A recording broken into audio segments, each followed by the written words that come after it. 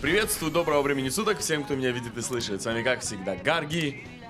И это первая серия великого путешествия Атака Титанов. И прежде чем приступить к просмотру, у меня маленькое объявление. Я недавно зарегистрировался и на Boosty, так что обязательно подписывайтесь, чтобы быть в курсе всех моих новых видео. А также есть очень приятный бонус. Если приобретете подписку, то сможете смотреть все мои последующие видео абсолютно без каких-либо ограничений.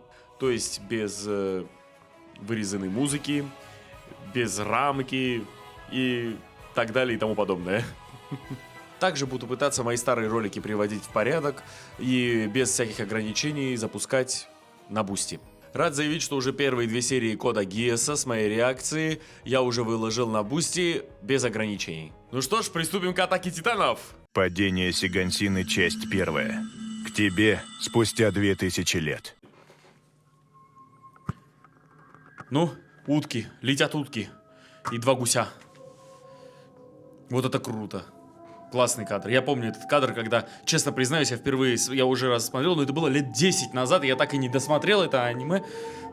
Так что с удовольствием пересматриваю сейчас на самом деле. Вот с удовольствием. Эту руку я тоже помню.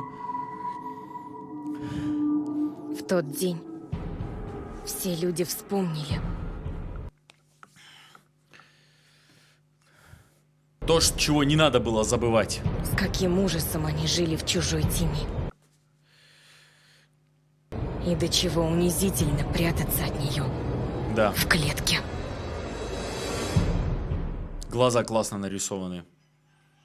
Уважуха всем, кто это рисовал. Большое уважение и респект.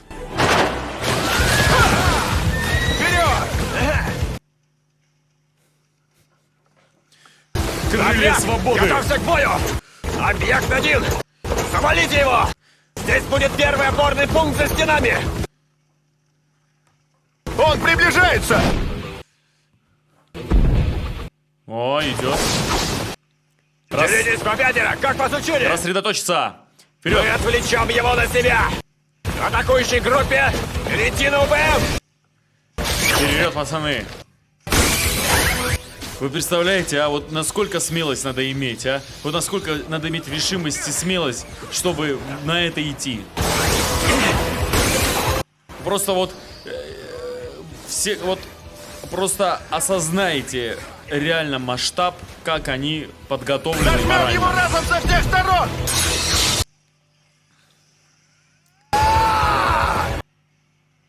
Пора тебе понять! На что способны люди! Красиво закрутился. Круто. Спустя 2000 лет. К тебе. Цветы.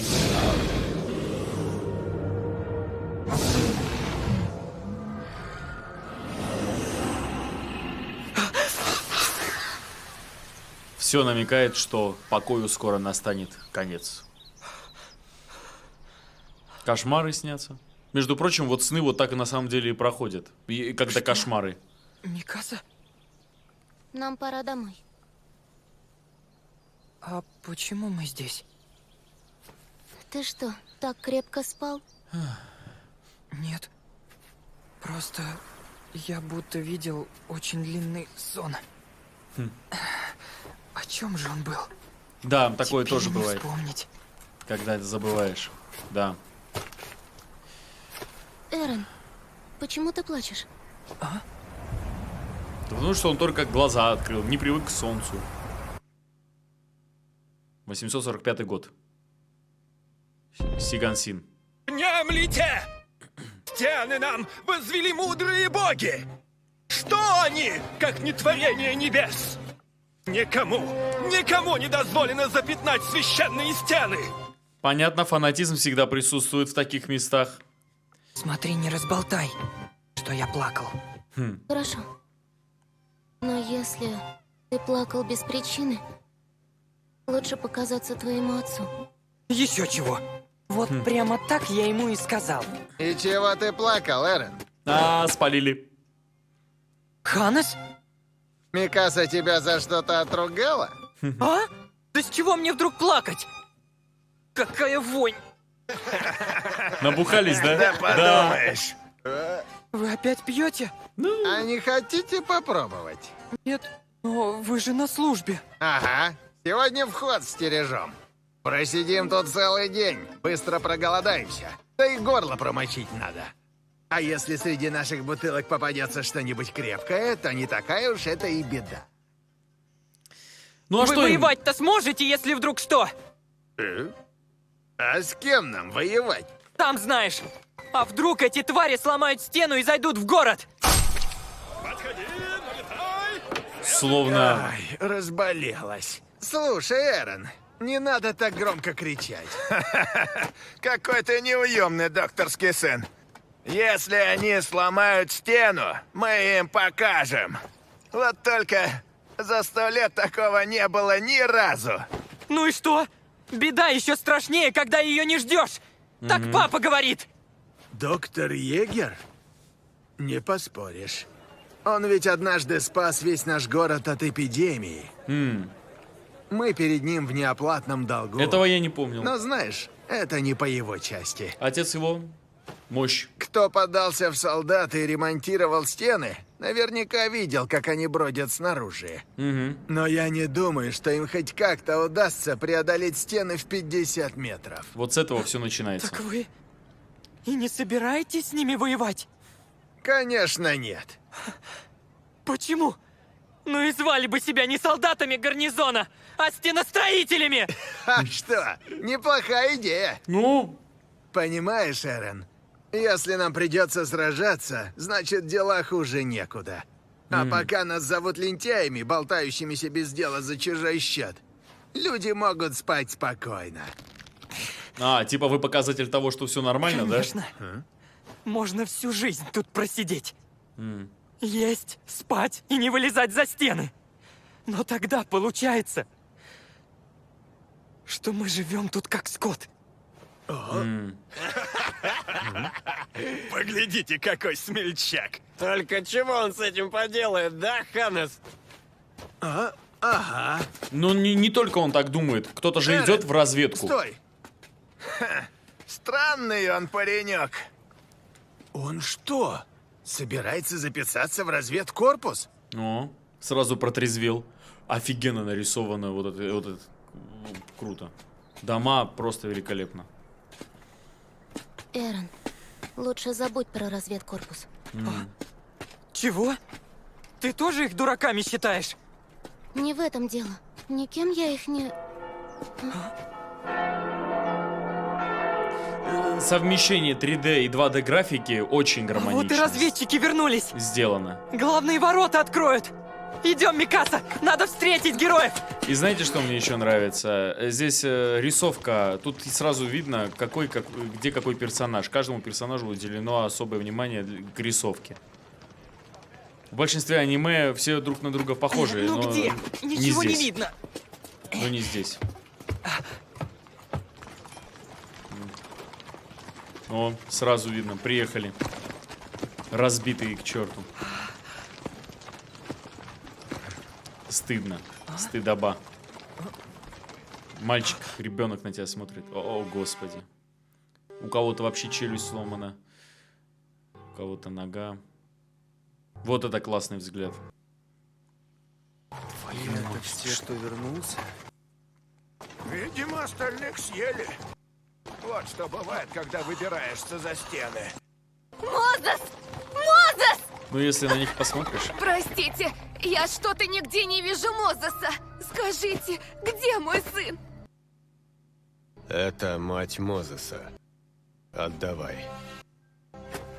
Тело. Или часть его. Да, рука. Господи, только руку сумели вернуть. Ну хотя бы.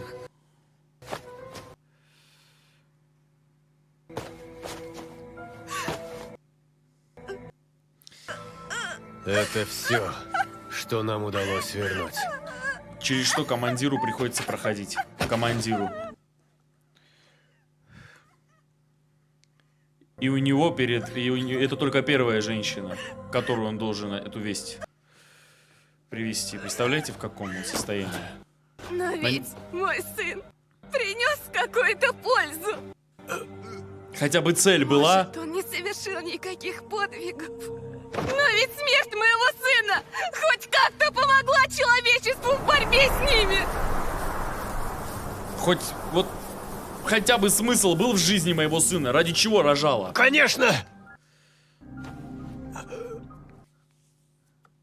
Нет. За эту экспедицию наш корпус... Нет. За все время... Существование Мы не разведотряда. добились никаких результатов! Из-за моей глупости наши солдаты погибли впустую! Сорвался. Мы так и не смогли даже приблизиться к тайне этих чудовищ! Он уже все, он сорвался. Он уже не может на себе такой груз нести. Устал. Печальное зрелище, честное слово. Они на наши налоги просто набивают брюхо этих чудищ. Ты что делаешь, паршивец? Стой! Ты чего, Микаса? Эрен у нас активист. Иди сюда, Шкет! Иди сюда, Шкет. Микаса! Ну хватит уже!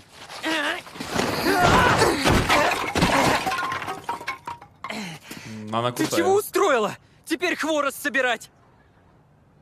Эрен, еще хочешь вступить в разведкорпус или нет? Будет мутузить, пока не передумает. Ну?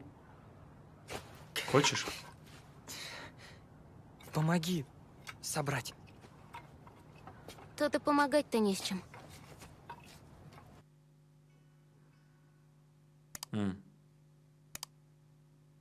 Три слоя. 3 основные обороны и есть такие выпуклости. Специально. Это мы. Здорово. Заходите. Мама, папа. Надо же, Эрен, ты сегодня потрудился на совесть? Да. Ну чего? Уши покраснели. Обманываешь меня? Это же Микаса тебе помогла? Папа, ты куда-то уходишь? По работе? Да, осмотрю больных за стеной. Это на 2-3 дня. Наш Эрен хочет пойти в разведкорпус.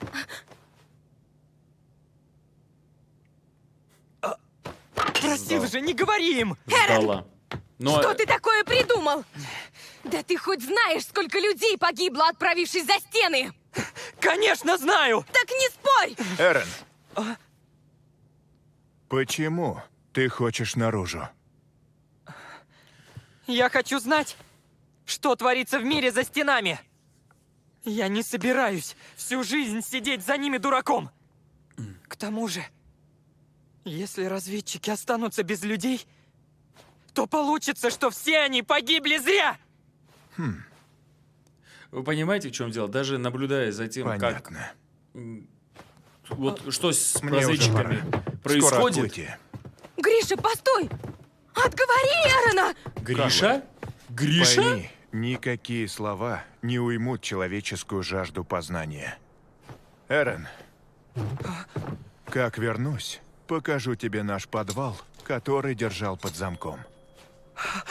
Правда? Кстати, я до сих пор не знаю, черт Счастливого возьми, пути! что там такое. Меня это Даже первый... не думай. М. Забудь свои глупости про разведку. Глупости! А по-моему, люди, которые готовы жить как скот, в 100 раз меня глупее! Эрен! Ну, решимость и правду ему не занимать. Микаса, сам он легко может попасть в беду. Поэтому вам нужно помогать друг другу. Точнее, это она должна ему помогать, да? Она это имела в виду. Что же ты баламут? Не согласен, так ударь в ответ. Попробуй. Еще чего не хватало. Тогда я буду ничем не лучше вас. Что сказал? Ответь! Вы сами понимаете, что я говорю правду. Поэтому только и можете, что меня бить. Еще один оппозиционер. Выходит, я смог поставить вас в тупик. Хватит с нас твоих глупостей! Стойте! А? О, Это Эрон. Вот дурак, опять лезет! Мы его накостыляем! Он свое получит! Микаса! ниндзя. Да ну их! Уматываем! Понятно, у Микасы репутация беспредельщицы. Ага, видал? Увидели меня и сбежали. Нет, это они Микаса испугались. Эй, ты как, Армин? Армин. Я сам встану. Как скажешь. Ну и вот, когда я сказала, что однажды людям придется покинуть стены, меня побили и сказали, что я баламут. Придурки. И чего все так сходят с ума? Мы всего лишь хотим наружу. Это все потому, что люди уже 100 лет мирно живут за стенами. А сбежавшие за них в худшем случае приведут за собой беду. Поэтому даже сама идея покинуть стены объявлена королем недопустимой. Я рискую только своей жизнью. Какое им дело? Даже не думай. Совсем. Как ты вообще могла разболтать родителям? Я не обещала тебе помогать. Ну, и как прошло? Конечно, они не обрадовались. Ну, ясное дело, кто хочет Разумеется. сына на убой. И не просто так нам показали начало. Ну, ты Облака прав. супер. Я не понимаю, как люди могут искренне верить, что в стенах их ждет вечный мир. Ну, потому что срабатывало Может, эти... стены и не разрушили за целых 100 лет. Но это еще не значит, что они простоят еще день. Это в иллюзиях. Это очень сильная метафора иллюзии. Не выйти, если человек не выходит за зону комфорта, он не развивается. Наглядный пример. И когда придет беда, тебя уничтожат. Что это? Взрыв, наверное. Где-то там! Наверное, грохнулось что-то. Грохнулось. Стой, Армин! Вам сейчас грохнут. Ну Слушайте. чего? Что ты такое увидел? Ау, я помню этот момент, если честно. Мягко говоря, смотреть даже спустя годы, спустя... Не верю. Это стена метров 50 в высоту. Это он. Он вспомнил свой сон. Титан.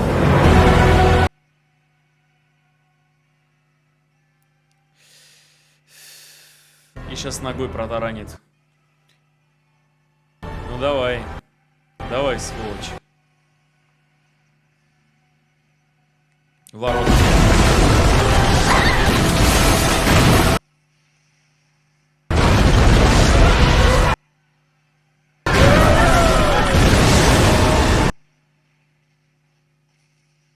Трагедия просто... Черт. Трагедия просто несоизмеримая. Это большая трагедия. Произошла большая трагедия.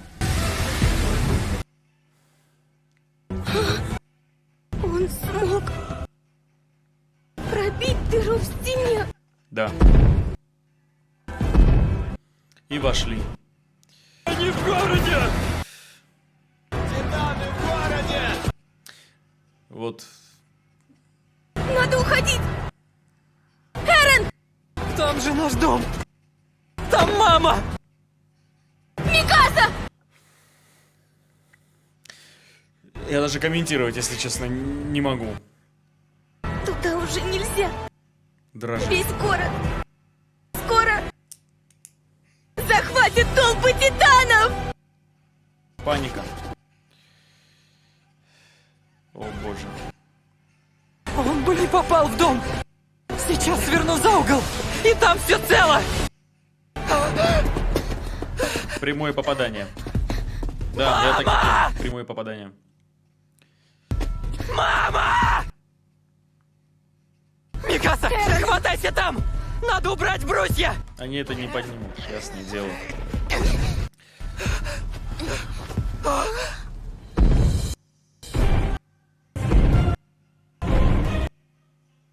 Они в окружение скоро попадут, если не уберутся оттуда.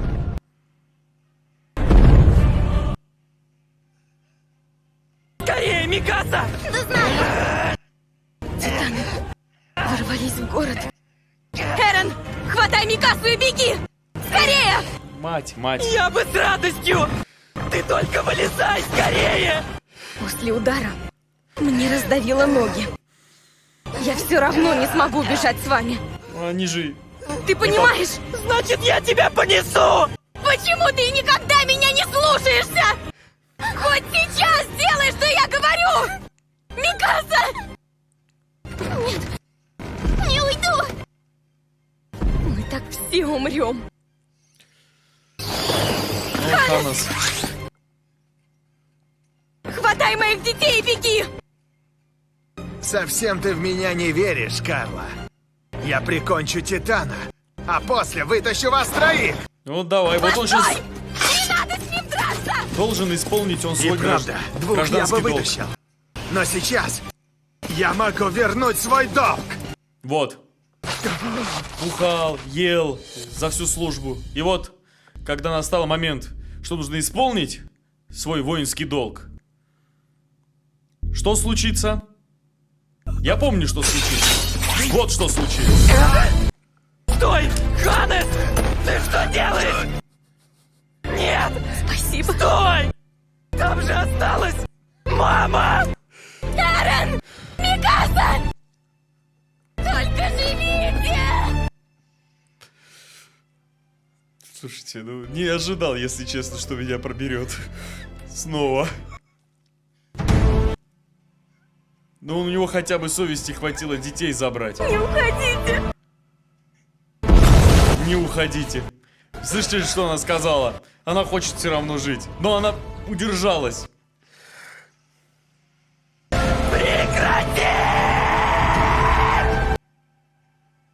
Когда за этим наблюдают, а? Прямо напоминание Бэтмена. Это как Бэтмен, если честно. Перед Бэтменом же, перед Брюсом Уэйном убили же родителей.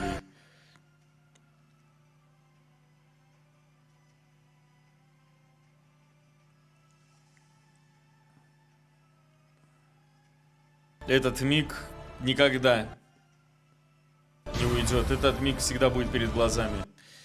И вот этот кадр, вот сильнейший символизм того, сколько народу сегодня В погибло. тот день все люди вспомнили. Каждая капля, каждая душа. С каким ужасом они жили в чужой тени. И до чего унизительно прятаться от нее. В клетке.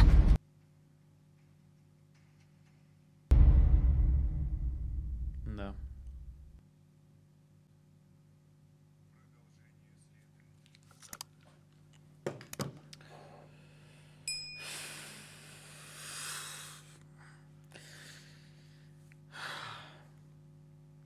Знаете что? Признак великого произведения в том, что даже спустя 10 лет оно будет бить тебя точно так же, как било тебя 10 лет назад, а может даже еще сильнее. Когда ты будешь взрослеть, может быть, ты станешь лучше понимать это произведение. Вот признак настоящего искусства.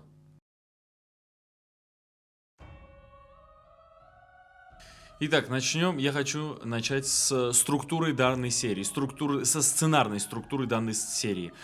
Структура в этой серии очень грамотно построена. За малый срок нам показали очень сильную многослойную историю. С путем красивых кадров, звуков, символизмов. Например, если посмотреть на всю ситуацию, я вот как это вижу, что Эрен это город, это горожане, а его мать это стена. Это стена. Вот честно, это можно так воспринять. И Эрен это было олицетворение вот этого города, и его мать была олицетворением стены, и это было вот уничтожено. У Эрена отняли его стену, его душу, вот все, что он из себя представлял, вот перед его глазами у него отобрали. Ну, мать, это все-таки, это не просто так, особенно когда ты видишь смерть родного человека в таком раннем возрасте. Это... Также было очень любопытно наблюдать за тем, как люди спокойны за стенами. Это было сделано, это знаете, в чем дело? Люди не хотят брать на себя ответственности. Люди хотят спокойно жить и дожить свою жизнь в гармонии. Но знаете, в чем прикол? Например, возьмем, вот, например, в доме грязно, в доме пыль. Если эту пыль не убирать, дом будет просто уничтожен. Я сейчас не хочу просто сказать в говне и так далее. Ну, вы понимаете. Если эту пыль за ковер просто, вот, за ковер, вот прям под ковер просто бросать эту пыль, это не значит, что пыль уйдет, пыль будет накапливаться. Вот тут то же самое случилось. В этом городе накапливалось все то, что вот, пожалуйста, и стало последствием. Если бы гарнизон нормально вел бы службу, многих жертв удалось бы избежать. И дать отпор хоть какой-то можно было бы. Но что поделать, сотни лет простоя дают о себе знать. Дают о себе знать. Например, хочется вспомнить на самом деле аналогию. Вот почему эти люди бухают? Вот почему эти люди бухают? На самом деле это отчасти их винить нельзя. Отчасти. А отчасти можно. Понимаете, в чем дело? Когда человек банально сидит без дела, стоит, сидит без дела. Ну, блин. Ну, ясное дело, он начнет относиться к этому делу, к своему делу, бессмысленному, мягко говоря. Бессмысленно, потому что оно бессмысленное. Нужно было по-другому строить армию, чтобы вот такого не происходило. Вот, например, вот аналогию хочу привести в Тарасе Бульбе. Там был момент, когда они окружили город, когда казаки окружили город, и потом прошел день, два, три, морили их голодом, а потом что начали делать казаки? Начали выпивать, кушать, играть. А чё? Почему? А потому что банально нечего делать. Грешно, если бы на тяжелой работе бы и так далее, то тогда да, вот так. Маячились перед городом, и люди устали маячиться без дела, сидеть и решили забухать. Не надо просто, понимаете, в чем дело? Это правитель, это не эти люди виноваты, это местное правительство виновато, которое выдало запрет на то, чтобы думать о том, чтобы вот это за стену выходить и так далее. Вы понимаете? Правительство поощряло то, чтобы стены это наше все, и дальше нам нифига никто не нужен. На этих бедных разведкорпусных смотрели как на, не знаю, как на аппендицит, который нужно вырезать, на кой черт они нам вообще нужны.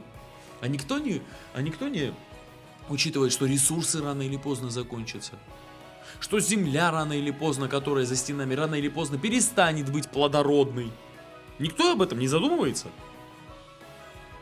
Сам факт их существования, просто у них очень большая территория, и сам факт их существования зависит от стены.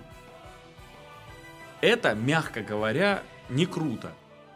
И чтобы людей как можно сильнее зомбировать, вообще они религию припрели. Всеми силами вдалбливали, что стены нас защитят, что все будет нормально. Чтобы все было супер, нужна стабильность. Чтобы богатые, богатели. Я 100% уверен, что самые крутые богатые за третьим слоем живут. За третьим слоем живут. И чтобы богатеть, нужна стабильность. Нужно, чтобы спокойно все работали. И никто ни черта не боялся. Ну, ясное дело, нужно узнавать, что там это за стеной, нужно создавать эту иллюзию, и есть разведкорпус, который, мягко говоря, 100% я уверен, самый малочисленный, учитывая, что никто не хочет туда вступать. Ну, теперь на самом деле хочется поговорить конкретно, вот более подробно посмотреть на людей из разведки. Вы понимаете, в чем дело? Вот насколько велика решимость этих людей. Некоторые за стеной не впервые. И многим стыдно смотреть детям в глаза. Потому что вернуться с поражением, не просто с поражением вернуться в живым, это само по себе уже на самом деле победа. Но вы понимаете, в чем дело? Когда бессмысленно, там люди умирают на твоей ответственности. Это оставляет большой груз. Командир разведки уже не смог терпеть. При людях сказал то, что говорить нельзя. Абсолютно нельзя было этого говорить. Но его понять можно. Нам показали только один фрагмент того, через что человек вынужден проходить. И на это смотреть тяжело. Человек отдает руку матери. Руку, не тело. Руку! Осталась рука. А там на поле встречают этих ребят. Тысячи их родственников. Дети, матери, жены, мужья. Нам еще, знаете что, нам вообще-то любопытно, как нам не показали, как чувака не разорвали там на месте, его родственники. Где мои вот это, где мои 3, 10, 20? Где они все? Поэтому я говорю, что я вполне понимаю, почему человек не выдержал. Если у человека есть совесть, если он, учитывая, через что этот человек прошел, этот главный разведчик, да, короче, без комментариев. Я не могу словами передать всю ту тяжесть ответственности, которая была на том человеке. Вот на этом и закончу говорить о нем. Ханас. Ханас на самом деле уникальная фигура. Я просто его помню, что будет дальше, да, но конкретно сейчас вот по этому поводу скажу. Он человек... Он человек хороший. Он человек хороший. Это нормальный человек. И хочется на самом деле отдельно вспомнить разговор Эрона с ним. Потому что когда Эрон сказал, что... А что вы будете делать, когда пробьют стену? То есть он озвучил то, что сидит у всех, но все заперли эти мысли у себя и отказываются принимать правду. И в этот момент было очень красиво, что вот эти слова, то есть это рок. Прямо я помню, как там это прямо ножом, хоп!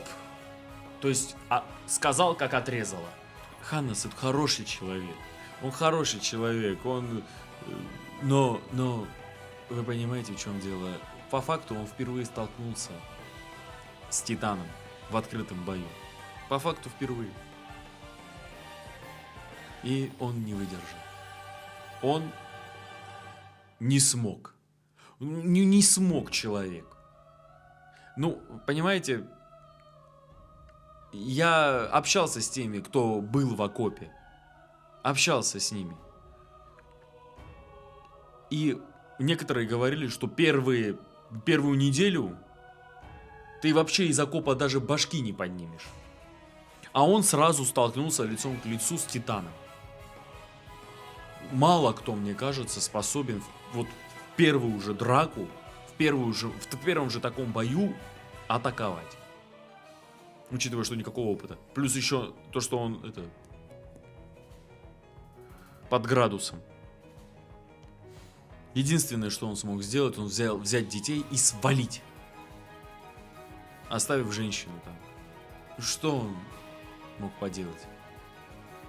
Он правда ничего не мог сделать. Это ясно как день. И мне очень радостно, что вот знаете, когда есть фэнтези, мне всегда очень импонирует, что людей помещают в какие-то такие фантастические условия, но при этом очень глубоко их пытаются проанализировать, тем самым сделать их реальными, чтобы они сделали в реальной ситуации.